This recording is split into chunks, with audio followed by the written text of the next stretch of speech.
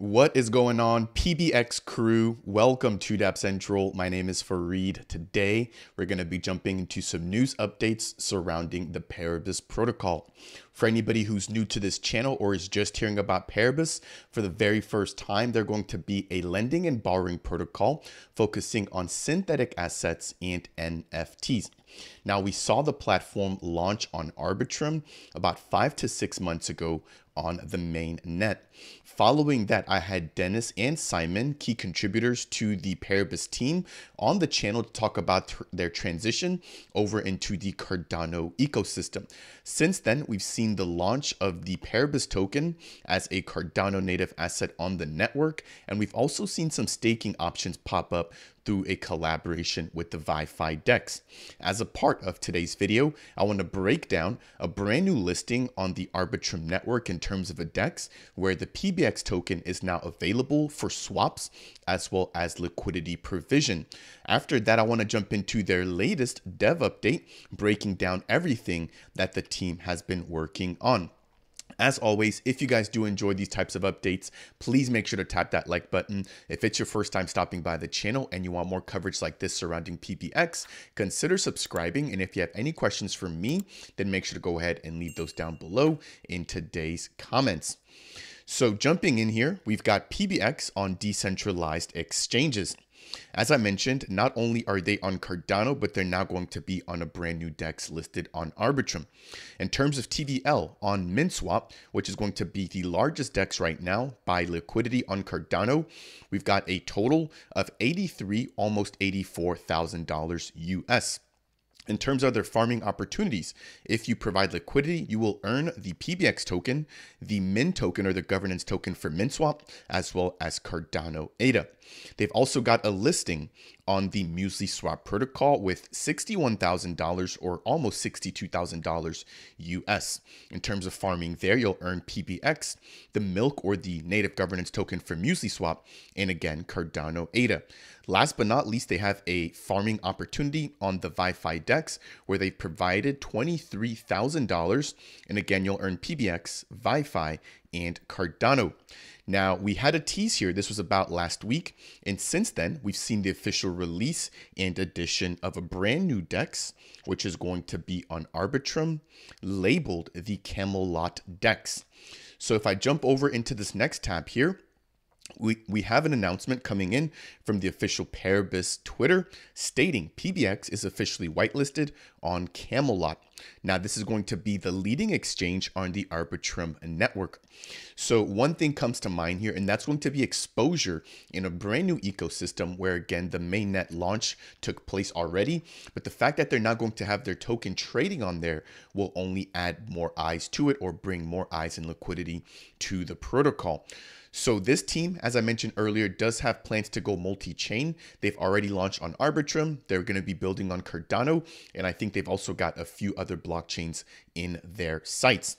Now, what we can expect in the near future will be governance, which I'm going to jump into in just a moment. Now, if we jump over to the official Camelot website, we can see that right now they have a liquidity pool, which is going to be the PBX token paired with USDT. USDT is going to be a stable coin put out by Tether, arguably one of the two largest stable coins right now when it comes to the crypto ecosystem, specifically on ERC20 compatible networks, for example, like Arbitrum. Right now, in terms of TVL there, we've got $29,000.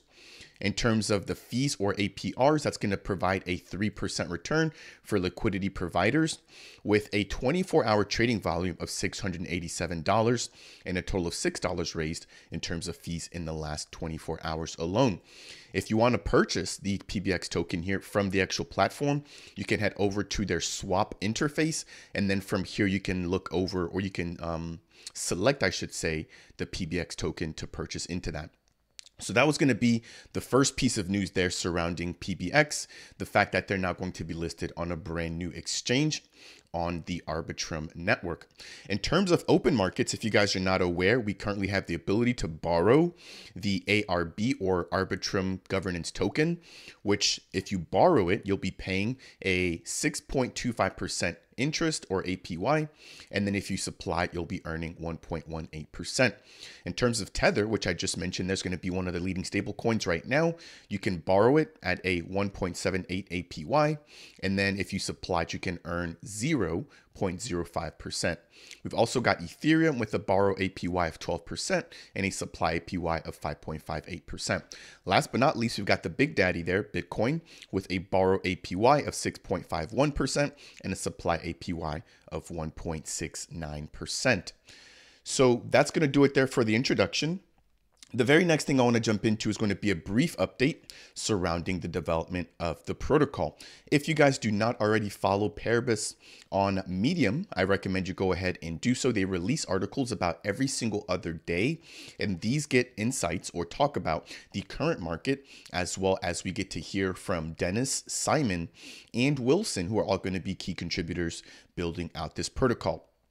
So I've got a few sections highlighted already that I want to quickly highlight, and then we're going to jump into governance, and then we're going to go ahead and close out today's update. So it kicks off by stating, not only has the Paribus team implemented findings from their initial audit, but the team has also expanded. Our new developers focus is on smart contracts and backend related tasks. So I'm going to back up a little bit. About 5 to 6 months ago, we did see the Paribus team release an audit.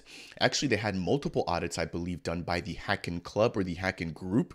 And after each iteration, they got feedback as to what could be improved with their protocol and their smart contracts.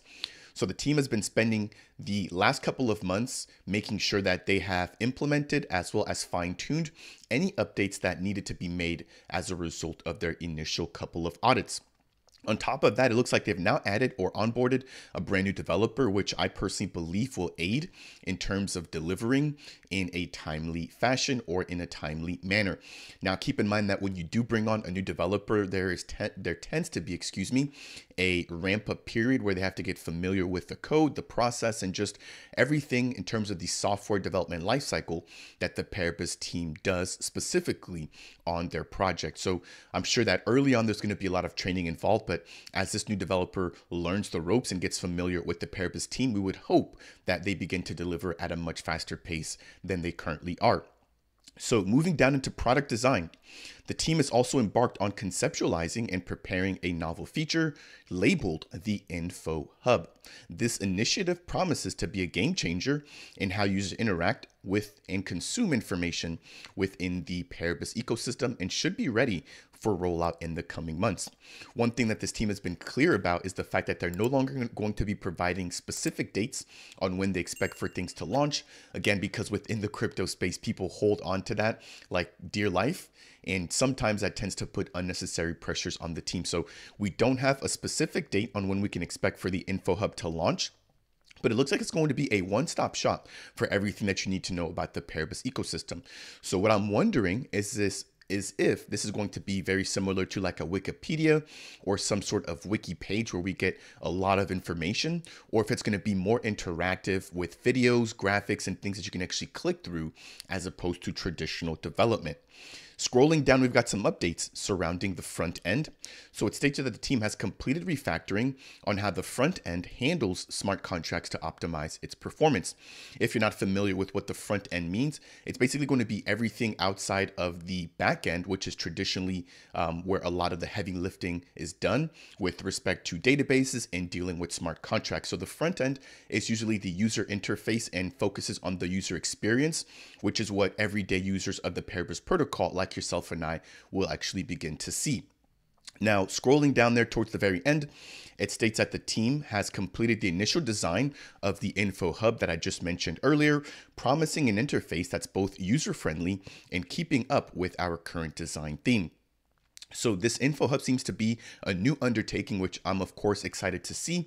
Hopefully it ties all of the Paribus attributes and features and core services together and gives us a brief overview or simplified overview in order for us to onboard more and more members into the Paribus community.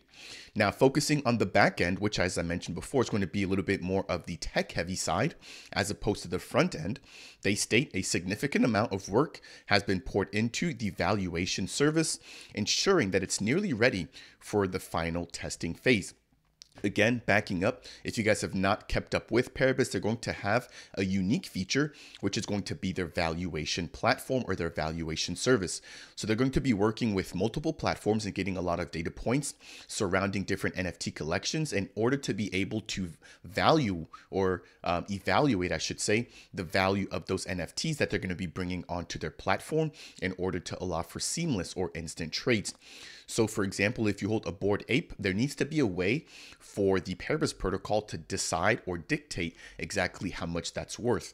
Again, they're going to be taking points from different platforms and third parties, would probably include the floor price, the recent trading activity, the credibility of the team, the longevity of the team, and just all these different things that can then be compiled to give a much better idea as to what the actual NFT value is or what the NFT is worth.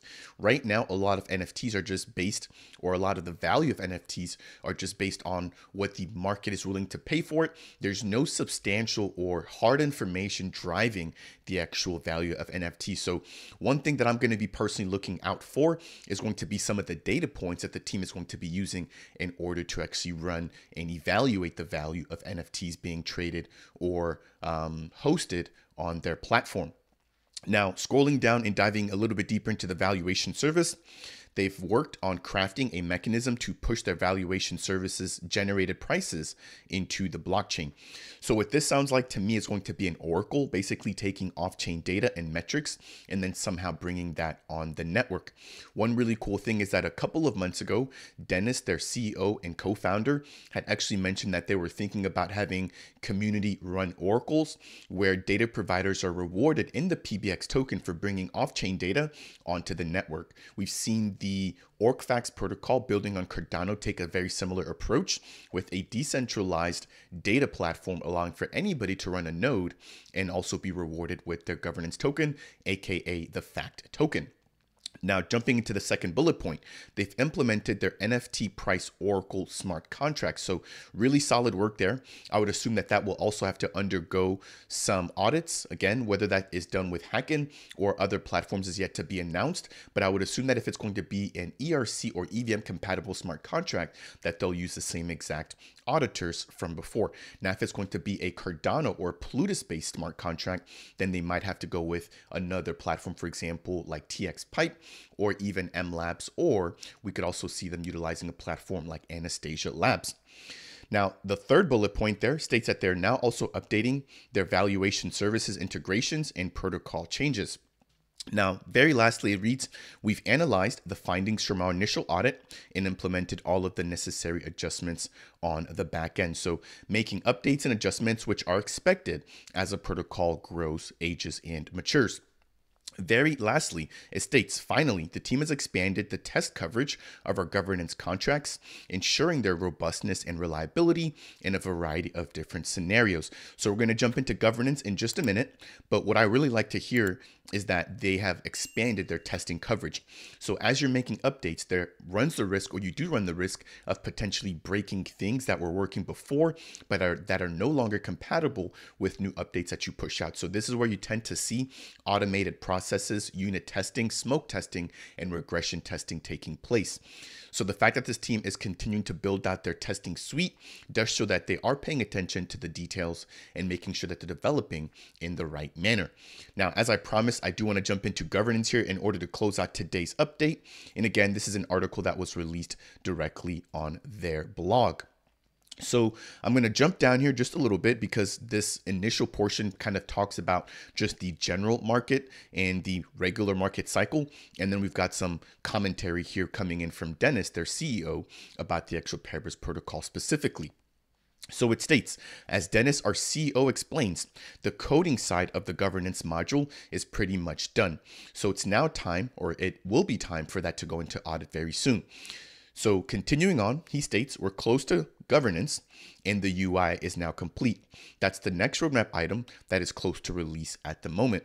Now, the next piece here, which is highlighted in yellow, talks about a dedicated forum being brought online as well to foster just general community discussions in order to make sure that everybody who's participating in governance can come together and just get on the same page.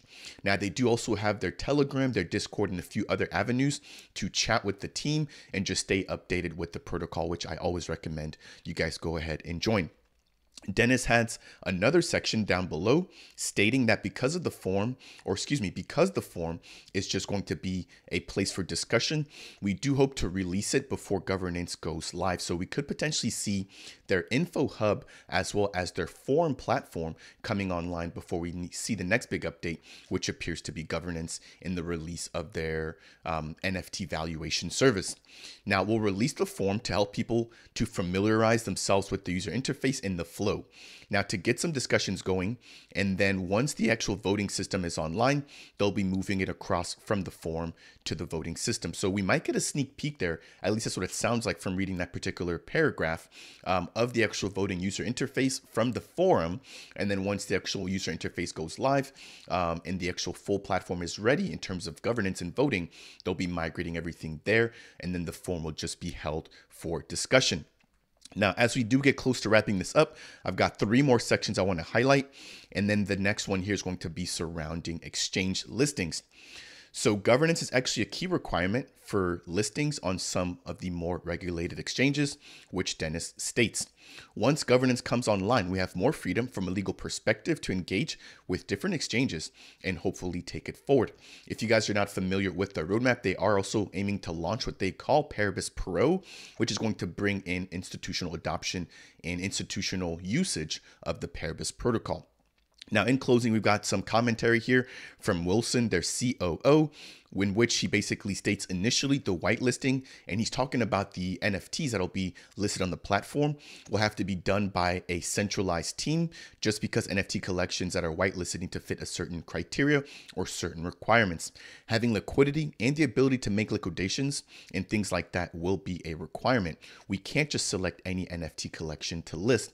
Because of the low barrier to create an NFT collection, this makes complete sense to me. They're going to want to make sure that they can, number one, bring in NFT collections that can actually hold their weight, but then number two, that have actually had a track record to make sure that not only is their community coming in to utilize and swap on the Paribus protocol, but that there's not going to be any issues with security and user funds or potential rug pulls from the actual NFT collections themselves.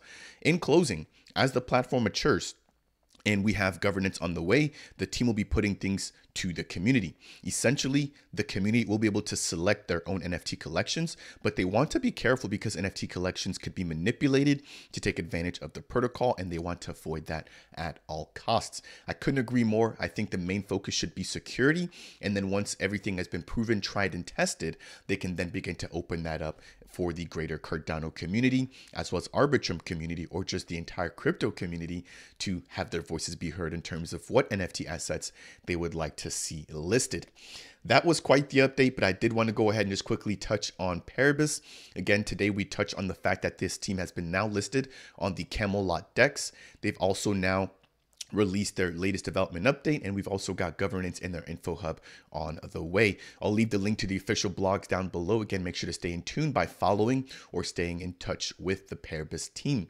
That said, if you guys learned anything as a part of today's video, I would appreciate you if you could tap that like button. If it's your first time stopping by Dapp Central and you want more content like this surrounding the top builders on the network, consider subscribing. And if you have any questions for me surrounding Paribus or the Cardano ecosystem, then as always, make sure to go ahead and leave a comment down below. That said, I will see you guys in the next video.